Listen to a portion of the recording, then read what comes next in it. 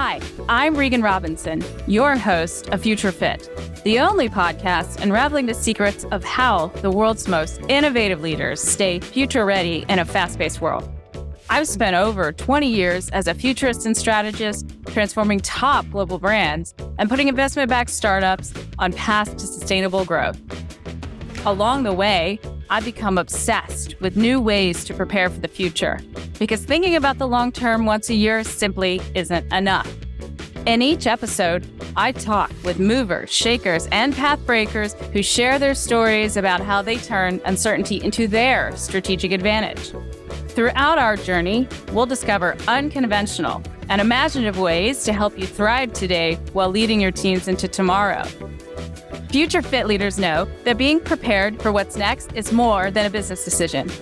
It's a way of being. Let's venture together as we co-create a new future readiness playbook. The future can't wait, and neither can I. So, are you ready to get future fit? So today, I'm thrilled to welcome Ryan Anderson, an innovative leader with over 30 years of industry experience focusing on the future of work, workplace, and beyond. Ryan is renowned for his expertise and better understanding the future spaces we'll inhabit as the Vice President of Global Research and Insights at MillerKnoll, an international collective of brands that serve humanity via an unparalleled platform for building a more sustainable, equitable, and beautiful world. Ryan leads a globally distributed team of researchers, interior designers, and workplace strategists who share insights around the world and who provide workplace strategy and application design services to MillerKnoll's customers. Ryan also hosts MillerKnoll's About Place podcast and regularly speaks at public events about their historical and current research. He's a member of the Society for Human Resource Management Executive Network, an executive fellow at Waxin in India, and he's been featured in a wide variety of publications such as the Wall Street Journal, Fortune, Bloomberg, and more. Ryan is someone who is at the forefront of questioning the status quo. And so I'm incredibly excited to hear what he has to share with us today. So welcome to the show, Ryan. Hey, Regan. Thank you so much for having me. And now a guest on the Future Fit podcast. Yes. I'm thrilled. Thank you for including me in your list of esteemed guests. I am thrilled to have you here. So I would love to begin our conversation with something I ask all of my guests, everyone who comes here. What does future ready mean to you? To me, it's about understanding the changes that are happening in the world and their trajectory. I know that you base your futurism in a love of history as well, so I share that. It's about being able to look at the trajectories of what's happening in the world and then having thought through the various ways that it might affect us. So call it scenario planning or iterative thinking, but the key is look around, see what's going on, begin to try to think more deeply than maybe most about how it can affect you, your organization, and the world. And that just helps to create a degree of agility to help you respond to a future that we can't predict, but at least we can try to understand as best we can. Yes, when you've hit on the operative word, which is no one can predict the future, right? We can only anticipate it. So I love that definition. I think it really hits on something that people can apply to their own lives in the sense that this is achievable and it's more of a way of being, right? It is. And it's a way of thinking. So there's this quote, which has been attributed to a few different people historically, but I think it's from Schopenhauer, who was an 18th century German philosopher. We use it within our research efforts all the time, and I'll paraphrase it, but basically what he said was, the goal isn't to see what nobody else has seen. The goal is to think what nobody else has thought about that which everyone is seeing. So that rings true for me. I think it's particularly important when we try to prepare for the future that there will be certain things that are on the horizon and certain things that are super hyped. And the goal isn't just to be aware of what everyone's talking about. The goal is to try to think about, all right, how will this play out? If it plays out this way, what would that mean for us? And how would we Mm-hmm. respond? And Mm-hmm. just be imaginative in thinking through those kinds of scenarios. And it doesn't have to be a super structured process, although it can Right. be. It's more Mm-hmm. about just dedicating the mental energy to try to understand where what's happening in the world and these trajectories might take us. Yeah, exactly. Well, as I like to say, future readiness it's a state of being. So it's not a one and done activity that you check off your list or an annual thing that you go to an offsite and do. It's not just about possessing knowledge and skills and capabilities, but it's about cultivating a mindset that embraces change, innovation, lifelong learning, and diversity of thought and getting outside your comfort zone are really critical when effectively thinking about the future. So to build on what you've been talking about, so what are some of the ways that you get your mind ready for future-oriented exploratory thinking? Yeah, it starts with having a curious mind and seeing intersectionality. It's trying to see what's going on in the world and to try to figure out how that might affect your industry or your business or your career or your family or whatever it is you're thinking about. But Mm-hmm. also being willing to get out there a little bit and try to see how some of the things that might not have a direct line of connection to you intersects with other things. So having an interest and a curiosity, being willing to be cross-disciplinary in our thinking, all of that really helps. The other benefit that I have, and for me, it was probably the single most important kind of factor in preparing me for the work I do now, is that I was a high school debater. A high school Hmm. debate, while I'm sure we're gathering like stereotypes of geeks, and I may have fit that bill. What debate is really about is thinking through iterative options. If I say this, she might say that. If she says this, what Hmm. will I say? So it causes you to, whether you call it iterative thinking or scenario planning, it just causes you to play things out in your mind. Not a great strategy when you're having a discussion with your partner, but as far as thinking about the world, it's a great way of kind of processing through it. I think you've used chess as an analogy in your work in the past. Same sort of thing. A great chess player's Yes, thinking through moves. And so exactly. part of it's curiosity and part of it's just a willingness to try out all of these kind of choose your own adventure paths, if that book series from my childhood means anything to anybody,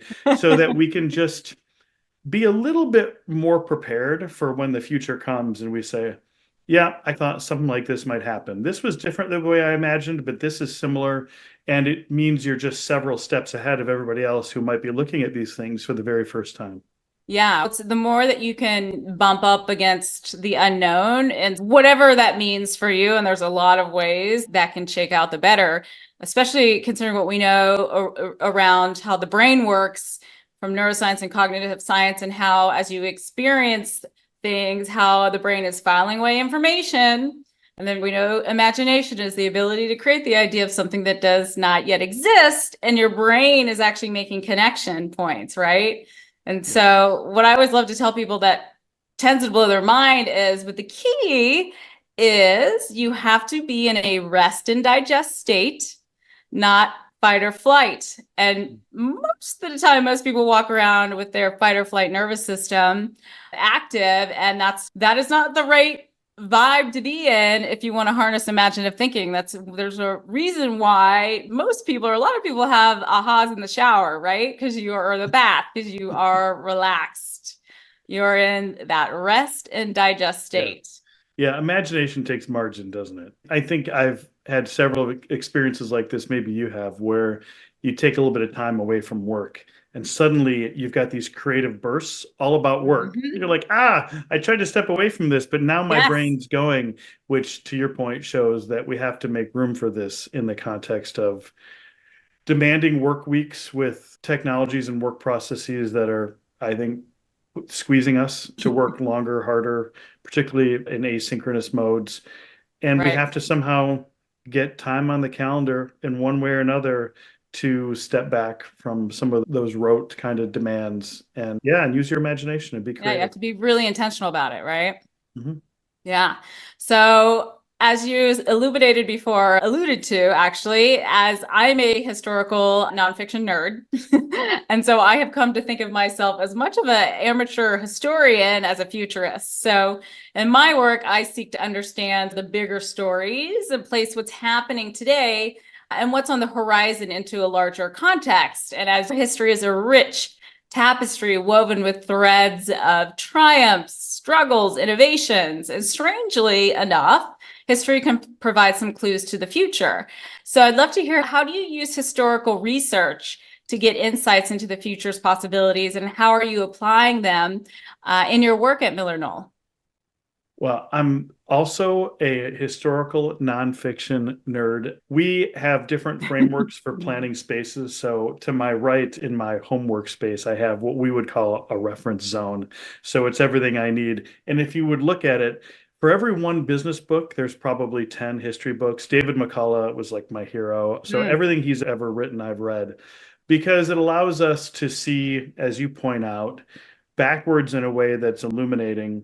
I'm really fortunate in my job because the companies within the MillerKnoll collective include companies, and in particular Herman Miller and Knoll, that have research and exploration going way back.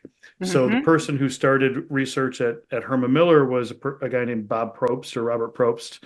And we still have Probst writing on key topics like how to be more human-centered, how to have workplaces that change in a more fluid way, that are every bit as pertinent today as they were in the 60s when he wrote Right. them. Florence Knoll, who founded Knoll, was experimenting and created something called Knoll Planning Unit, which was basically a prelude to the way interior design firms work today, thinking about Mm, planning concepts. And we mhm. have an archives group and a group of full-time archivists who know me and the team well. When we That's start to go cool. look at a topic, we'll start by calling them and saying, have we ever looked at this topic before? Yeah. I came to Herman Miller in 2012 with an interesting job, Director of Future Technology. So my job was to understand where technology would take work and workplace. And I didn't know that this team existed and that they had so many insights that Yeah. Herman Miller had discovered in years past. In fact, when the first computer was ever, first personal computer was ever demonstrated to the world at Hmm. Stanford in an event known as the Mother of All Demos, like when we got to see the future in 1968, Herman Miller had even designed the environment for it. Oh, wow. Yeah. And so there's all this information. So when we think about our research, we're basically asking the question, what kinds of things do we feel like we need to know more about to be of service to our leaders and our customers? Hmm. Or we just had a conversation about this recently. What do we think we should know a lot about in a couple of years that maybe nobody's asking for yet, but we think if we Mm, want to be prepared, we should focus on these things. hmm. And after we identify those, and sometimes we'll gain input from different audiences on what those might be, we'll go back and start with what should we know? As an example, when pandemic hit and there was more and more conversation about work from home, et cetera, there was so much research that we could build on. Herman Miller's first work from home research was in the 90s. It Hmm. said things like people will spend more time working from home. They don't want big, ugly institutional furniture in their home. They've got to have Right. something that works for the what we might think of as like the work of life, paying your bills and doing other things, as well as paid work. But there was a lot more detailed information about where remote was headed, how different organizations that had adopted remote practices changed their offices. So it just felt like this massive competitive advantage. I felt like we Hmm. went into a time of ambiguity with as much knowledge as anybody could have. We'd even documented how different spaces had adapted after the SARS epidemic in Toronto Mm, in the early 2000s. So we even had this sense of, okay, this is how you limit the spread of respiratory infectious diseases and spaces outside of clinical healthcare. These are all hmm. just like when you work for a business that's got to go compete for business in the market, these are wonderful advantages because they Yeah. just help you have such a head start. Yeah, they do. And I think people, leaders really underestimate the power of, okay, it's like, what are the patterns that we can see? Mhm. For example, in the mid 15th century, Mr. Gutenberg invented a way to mass produce books, and it ushered in an information revolution, right? That spread information faster than ever been spread before. And the debates and concerns that people had then are actually eerily similar to today's discussions and worries around fake news and bots and how they skew public opinion. And so the larger pattern here is changing our fundamental information and communications infrastructure changes society in different ways. And so I always encourage people to look at I call it sketch the tides of change, as Hmm. I like to do. Yeah. And if knowledge is power, then the question will soon become, what's our role in shaping this? And part Mm, of, I think, being future ready is to, yes, help ensure the longevity of your own organization or your personal career or whatever. But we do affect the future. And I think a lot of people underestimate just how much of an impact a single person or a single team or organization can exercise some degree of influence. And so that's, I think, where we need to take it. If there's various scenarios for the futures that we see, then what's our role in trying to help in whatever way we can steer it towards the outcome that's most desirable for the world? yeah, definitely. So I'd love to talk about human behavior, which is something I think both you and I probably spent a lot of time thinking about. I thought it was really fascinating that your team at MillerKnoll includes sociologists, environmental psychologists, interior designers who take a more anthropological perspective to Mhm. work and culture building.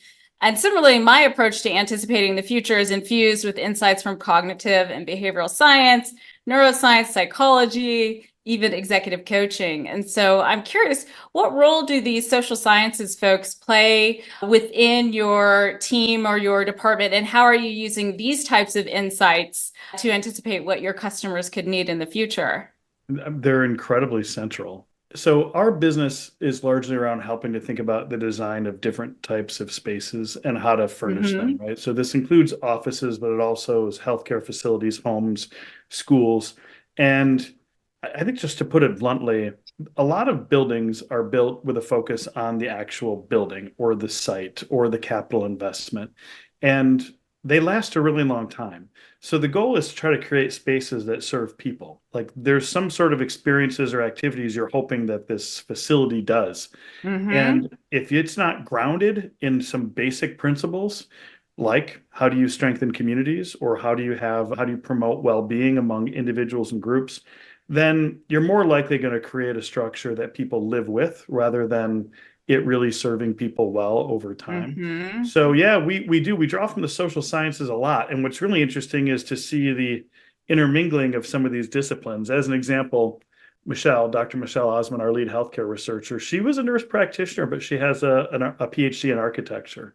Oh, wow. Our lead quantitative researcher has a master's in sociology. So you might think, no, we want data science. Well, we do, but if you've ever seen like a really hefty survey, they can lead you down all sorts of crazy paths. If they're not designed with an understanding of how people behave, what you're trying Right. to learn, or even how people might react to being asked certain things, then you just don't get that good of information. So Yeah. what we're doing is rooted in trying to take a more people-centric, human-centric approach to designing products and spaces. And Mm-hmm. there's a lot of brilliant concepts that have come around throughout history as that just didn't fly. Think about all the tech innovation where somebody said this is going to be the next amazing thing and people just didn't respond. So if I look at Mm-hmm. VR and AR as an example, virtual reality, augmented reality, they play an important role in our world, but VR is, I don't know, 40 or 50 years old. And we have to recognize that if anybody wants to leverage virtual reality, you're going to ask someone to stick something on their face in front of other people and perhaps start waving their hands around in a way that looks absurd. And hey, if you're a gamer, that's awesome. If you're by yourself exploring a potential new office design, that's cool. But there are some things people just aren't cool with. And so we have to try to understand how people will react to different designs, different inventions before we proceed with them. And the best way to do it is to include those people in the process and to take a more inclusive approach to design, where, as we say, we're designing with, not just for. So part of it is just the whole process should include people that are not normally asked to be involved in the design of things to be involved. Yeah. It's co-creation in its truest form, right? Mhm.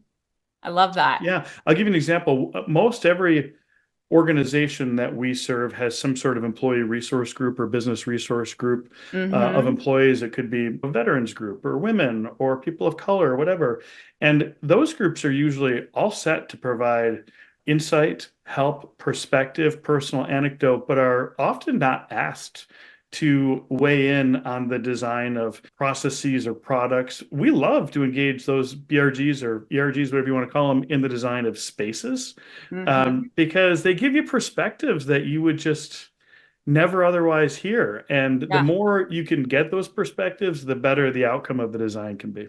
For sure. The diversity of thought is so key. What's coming up for me in your example around the VR headsets is actually germane to another question I had for you. So, in a recent podcast interview, you said, and I just love this, there's nothing new under the sun, but that doesn't mean everybody's ready for it. And Yeah. that really resonated with me because it hints at what I think is one of the most important and overlooked aspects of anticipating the future, which is the power of paradigm shifts. So, paradigm shifts are changes in people's attitudes, beliefs, perceptions, and ultimately actions about something. And so, I always advise leaders to think equally as hard about when long upheld beliefs are being replaced with new ways of thinking and doing equally as hard about that as you do about AI. So, how do you go about sensing what the world could be ready for? And what practices or tools do you use to get a feel for that? Yeah. Well, and I do want to say that I think invention and being original and doing brand new things is possible. It's just that in a majority of instances where the world says this is brand new, it's not. Right. And one framework that I leaned on very heavily in the role that I mentioned previously, focused on tech, that I think about a lot is um, Gartner's hype cycle. So Gartner is Mm-hmm. a tech research firm. They have a cycle that, if our listeners and viewers haven't seen it, basically plots the development of most emerging technologies. And they gave these various parts of the process really fun names. So like the first part, when something is invented, they just essentially refer to as like that new and emerging time. But a lot of times things get super hyped. That's why it's called the hype cycle. So they Yeah. call this next phase the peak of inflated expectations. And the Mm. phase that follows it is called the trough of disillusionment. Ah! And then what follows that is this path or slope towards being viable. And I find that trajectory applies to more than technology. Something will be new, Mm-hmm. and a lot of people will grasp onto it in a way that they don't fully understand and say, this is going to change everything. But the reality is, whatever that is needs to mature. Like you've got to figure it out. I live in Michigan. Autonomous vehicles are not a new thing. In fact, I live Mm. in Grand Rapids, Michigan, where we Yeah. had free autonomous vehicles available to any member of our community on our public transit routes years ago. You could just hop in a self-driving Wow. Lexus. I did it many times. But autonomous vehicles are one of those examples that it's incredibly complicated to make a self-driving car that doesn't hurt somebody or destroy itself. And so there's this phase, and I think we're in it now, where people go, whatever happened to that? And that's Mm-hmm. actually the most interesting time for me. So I'd like to take a look at those things that maybe we were talking about and ask the question, did they just not happen? Or are they in a state of maturation where they're going to Mm-hmm. suddenly be upon us? I think a lot of the major tech disruptive technologies that we can think of have followed that, but I see it in all sorts of other practices. My favorite tech futurist, Paul Sappho, once said, never mistake a clear view for a short distance. So when Mm. I say there's nothing new under the sun, I don't mean to be absolutist in that. I just mean that I bet people have thought about some of this, and at one Right. point they talked about a lot of it, and it's up to us to try to have an honest assessment of where something's at and figure out, is this going to be real? Or like some inventions or ideas, they just didn't pass the test of times and they went away. That's the discernment process. And for me, Yeah. that tool, that graph, whatever you want to call it, is like a whole new paradigm. Yeah, for sure. I think what you're saying is it's about recognizing when the world is ready to embrace an existing idea in a new or transformative way. So while the idea or the innovation may not be entirely novel, it's the context in which they're introduced or the way that they're implemented that can actually be groundbreaking for certain audiences at particular times. So Airbnb is a perfect example. I'm always like, okay, like renting out your room has been around since the 1800s with boarding houses, right? It's just so happens that then technology hundreds of years later facilitated an entirely new way to do it. But the core of what Airbnb is, like the big idea is not new. Yeah, I'll give you one that I don't know why, but I think about it. I do know why. I travel too much. So I think about this. Suitcases on wheels, really popular commercially in the last 30 or 40 years. But they were invented a long time ago, 20s, 30s, 40s, and didn't catch on. And if you ask the question, like, that's so basic, like, why would you lug around a suitcase filled Hmm. with stuff when putting it on wheels and pulling it is obviously a better approach? And there's some different perspectives on it, but probably the most common belief, and this is what I think is credible, is that if you look at the era of railroads, there were porters. And so there were people to help. And in particular, if somebody needed assistance, back given the gender norms of that time, it was quite common for a man to help a woman with their luggage or a porter. Right. And so the earliest examples of luggage on wheels were designed for women. And men didn't react in a positive way to using them because it was like, why would you need that if I'm here? And so Right. those very Culturally. dated gender norms Yeah. prevented us from just having a much more convenient way of transporting our stuff. And it wasn't until years later when someone turned the bag up vertically, added wheels in a slightly different way, reintroduced the idea into the market that everyone said, yeah, why would I lug this things around when I can pull it? And now it's the dominant product type in the market. It's another one of those examples of, wow, human behavior and how we perceive things and how those things, how we perceive what they say about us is sometimes far more dominant than the usefulness of a given design. Yeah, very true. Very true. So, future readiness, I believe, starts with asking bold questions that they make us feel good, but they also make us think hard. And it is about challenging the status quo. And the companies who are prepared to question and learn and adapt are the ones that I believe that will thrive. And true future readiness also lies in not having all the answers, right? But to have the courage to ask questions and the resilience to navigate the journey that unfolds. So, as someone who's at the forefront of questioning the status quo, what does that mean to you, and how are you getting your team to embrace this kind of curious culture? Because I think there's a lot of people talk about it all the time, but it's much harder than it sounds. Yeah, I think being curious about the world is actually not the toughest part because you can hire for that and you can create a culture for it. The Mm-hmm. challenging part is creating the psychological safety to say, I'm not Yes. sure I believe that. I'll give you a few examples. There's quite a few things that come up that I want my team to simply say, do we believe that? And some examples come to mind quickly. One is the use of generational frameworks in our research. The number of people that tell me that millennials want this, Gen Z wants this, Yeah. and all the way back in 2015, a group of us said, do we believe this? Do we believe that what people want out of an office space, as an example, is that tied to whether you were born in 74 or 88? Mm-hmm. And we eventually decided we were not going to use generational frameworks. We were going to use age and life stage and career stage, which were more predictive. But I just won't go there as far as using generations in the workplace Mm-hmm. as a framework. More recently, I was getting a lot of pressure. I can't remember when it was, a year or two ago, on our About Place podcast to cover the metaverse because every week somebody would say to me, we're all going to be working in the metaverse. Well, Herman Miller had products for sale in Second Life back in the early days of sim environments, well before anybody called it an NFT.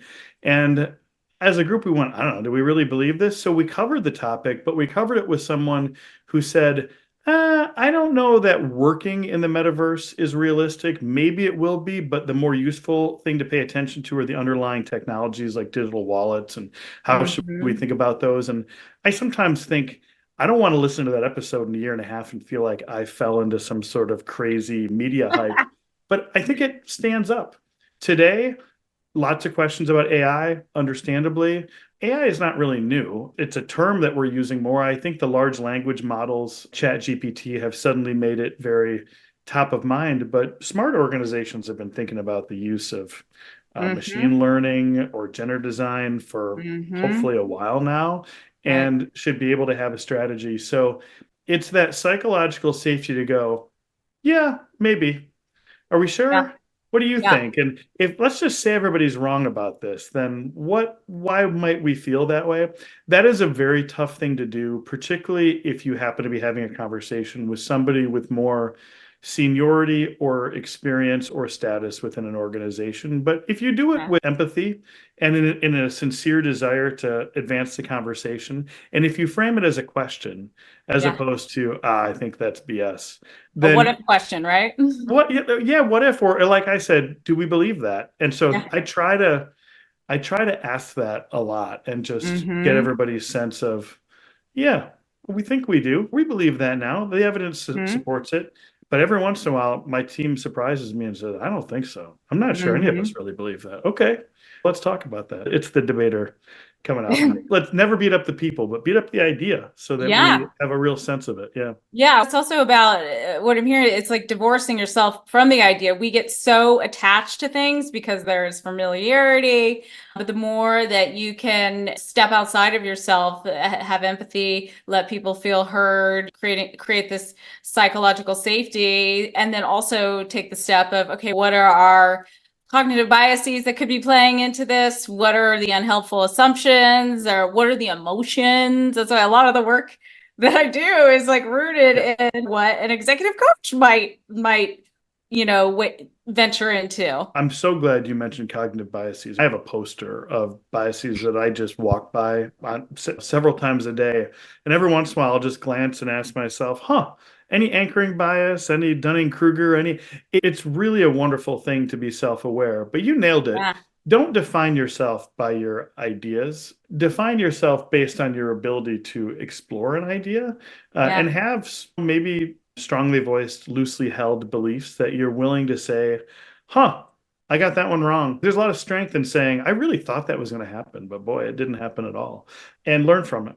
yeah. What just came up for me is many years ago, back in the early days of social media, I made the provocation that YouTube was never going to go anywhere. So I I, I would have been wrong because I thought their competitor Rever was going to eat their lunch. I understand how one could fall into that mindset. I think I committed an even worse prediction, which is that I thought Facebook would really be good for the world. Yeah.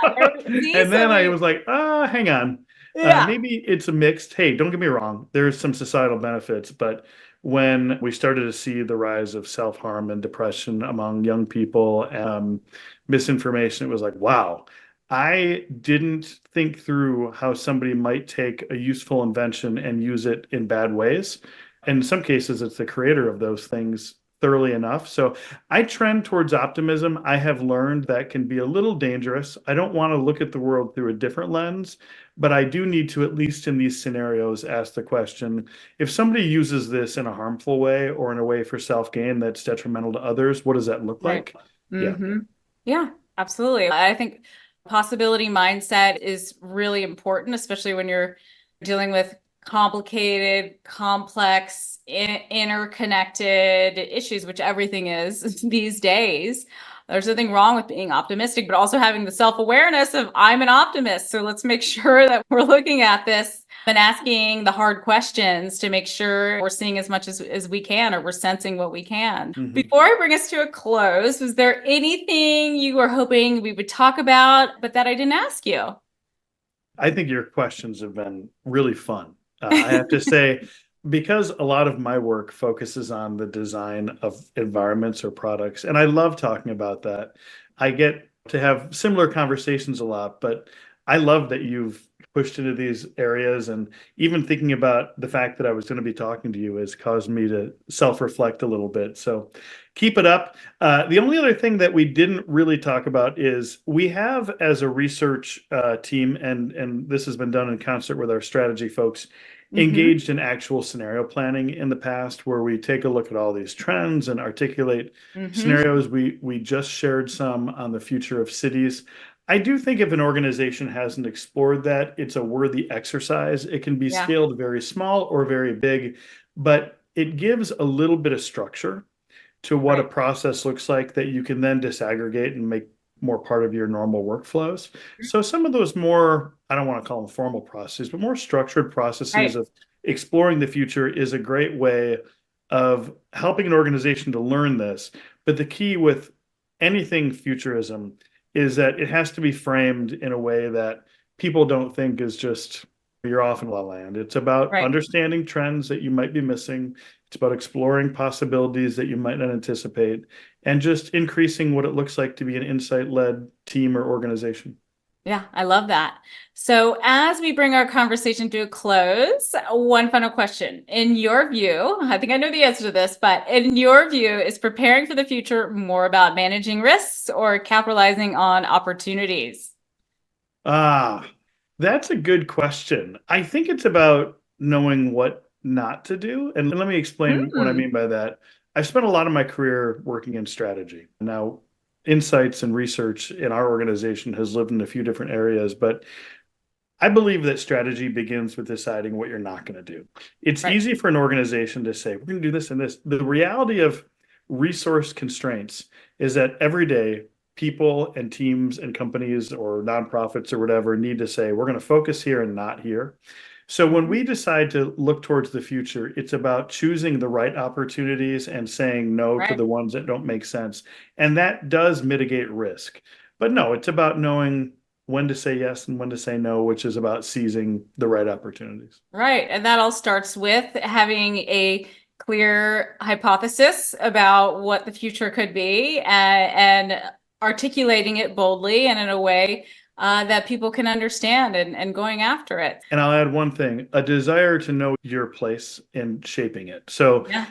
at MillerKnoll, we have quite a lofty mission designed for the good of humankind. Yes. And That's why I love so it. we have to ask ourselves, if we're going to go create a new chair, are we helping people? Are we helping the earth? We Hmm. don't make cheap stuff that ends up in landfills. We make stuff that's a little bit higher quality but costs a little bit more. That's an intentional decision, even Yeah. though it might cost us revenue, because that's what we've decided we're all about. So exploring the future, having a hypothesis about it, and then knowing what do we think our role in shaping it is, that's where, for me, the magic really happens. Yeah, it's about deciding, to your point, the role that you want to play. These are all really great questions. So, with that, where can people go to find out more about you and your work? Yeah, a couple different places. You can go to millerknoll.com, Knoll spelled Knoll, and click on Insights. I'm fortunate to have marketing friends that take a ton of our research and insights and put it out there. But just as probably useful is my LinkedIn profile. So feel free to add me, follow me, whatever you want. And you'll see that several times a week, I'm either sharing something or asking a question, and it'll give you a little sense of what our team is thinking about in terms of how people work differently, live differently, and how the spaces that we inhabit need to support us better. Awesome. Thank you so much for your time and your brilliant insights, Ryan. It's been enlightening, and I've had so much fun talking to you. We'll definitely have to do it again. I feel like we could go on for hours. We could. Deal. Thank you for having me. It's awesome spending time with you, and thanks to all who listened.